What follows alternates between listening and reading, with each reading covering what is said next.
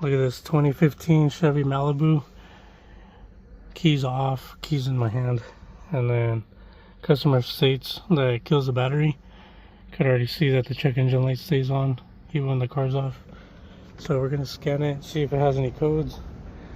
I'm suspecting a relay stuck on or something along those lines. The battery came in and it was disconnected. So we're just gonna check it out, see what's going on. Alright, so we just did a full system scan on it with the snap-on scanner. Now let's see, we have the airbag module communicating, HVAC module, passenger presence, radio, and then steering angle sensor. So if you see, it doesn't say anything for permanent codes because they're gone. So that means there's not communication with the computer. So check engine light is on, so it does get voltage, but for some reason we don't have any communication. So let's go ahead and look up with the, we're gonna hook up with this GM scan tool. Let's see what's going on. Okay, so I'm sitting here updating this thing. Right, I have the car on, but if you look over here, the battery's not even connected. So I know somebody had looked at it before me, but that's a little strange because it shouldn't be getting ground from anywhere. So, oh, I know, that's running off of the auto stop. This has auto stop, it has the auto stop battery in the trunk. Okay, that was weird. Alright, so here we have our data bus tool.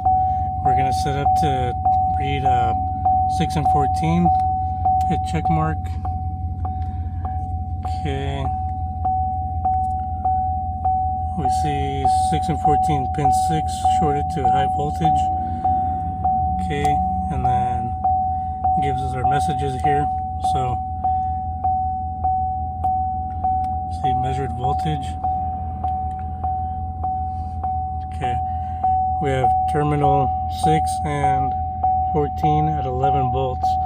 So CAN bus communication, you know, it should be from 1.5 to 2.5 and 2.5 to 3.5. So that's an issue because we have a, I'm thinking it's a module. We have a module that has 11 volts through our CAN bus. So we're gonna take this off. I'm thinking somebody jump started it backwards and then somebody put a battery in it. So let me do some investigating and I'll be back. Here, I'm gonna show you guys what I just did. I erase that, wait for all these to respond. Okay, all of them responded on pin 1 and pin 12 and 13. Body control module. It's taking a little long to respond sometimes. So let's hit erase again and see if it does it again. Okay, it also tells us that our voltage is too low. Our voltage is at 12 volt or 11.2 volts. So it's getting to the point where it wouldn't start. So no crank. And you can see body control module, longest response time is 3 seconds and 46 seconds. Keeps increasing. Okay, so let's try it again. Alright, so we can see what modules are responding. Alright, so here we see the data link connector.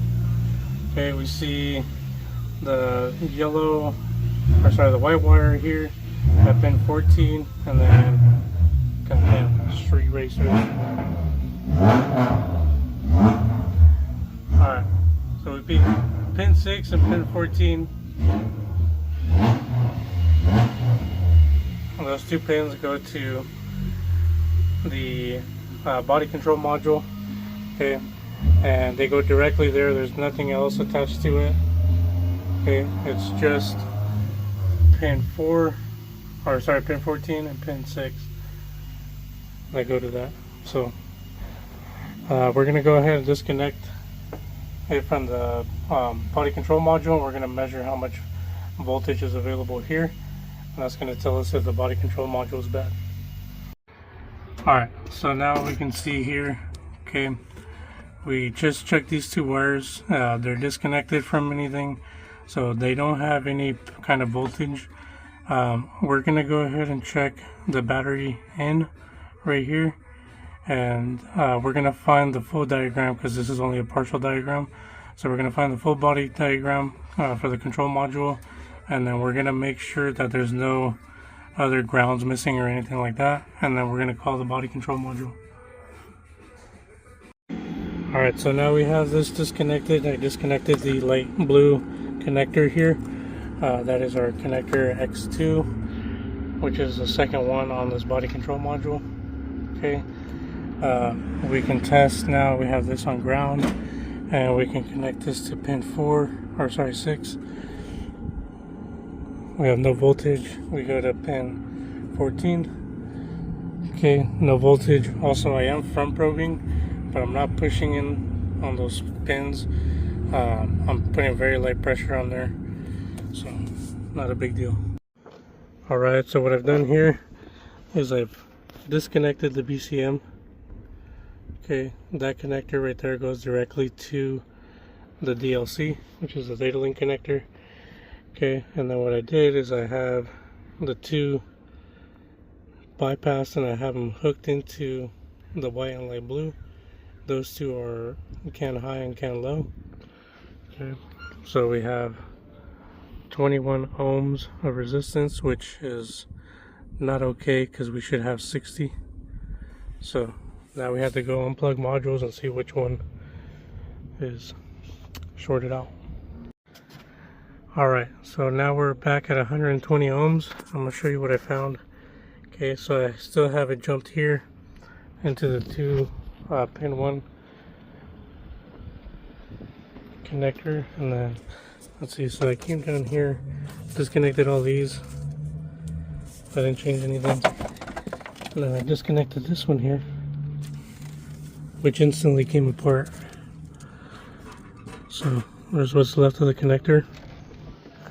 There, I'll show you.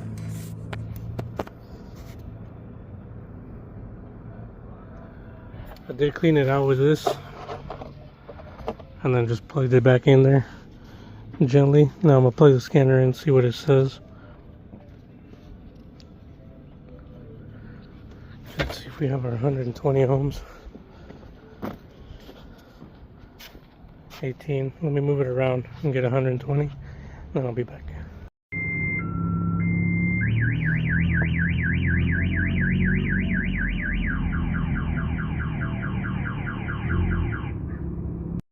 Alright, so I'm back at my tool. I have everything connected back up. Okay, data link connector, scan tool. And then I'm gonna go here, gonna click on power on.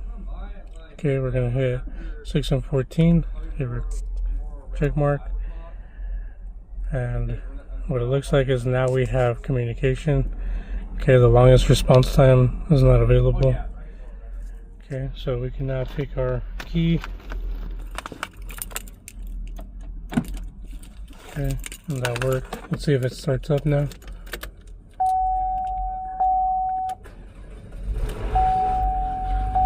Alright, starts up now. So let's I am still going to estimate or give an estimate to the customer for the connector, and then we're going to have to figure that out, what it's going to be, the connector and the actual module itself, because it looks like it's not going to connect anymore. So it does start now, so that's a good thing, but in order to get her fixed right, we're going to have to change that out. Okay, so real quick here, I'm going to go ahead, turn the key on, and then we're going to look at our measured voltage now. Okay, and you can see can high, can low fluctuating, but it's nowhere near 12 volts anymore. Yeah, this is what a good communication circuit should look like. Alright. Look, this is the tool disconnected. And basically it's sending out its signal. So that's what you see on here. It's just like a wake up. That's why they tell you to disconnect the scan tool from the actual tool or from the car, because it'll keep it awake.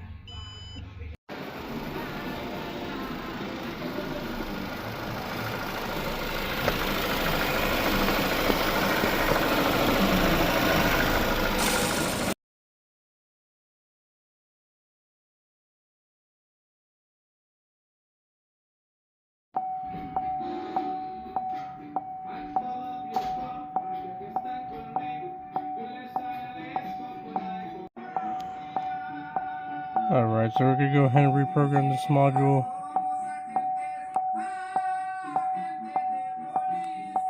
Okay.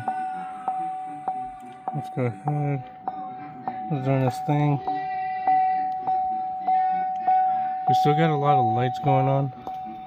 Scan the codes, and then Fowler's still a lot of codes in there, so we'll see if there's anything else going on with this after all. So we finished that side, now it's programming the ECU. Just gonna let it do its thing.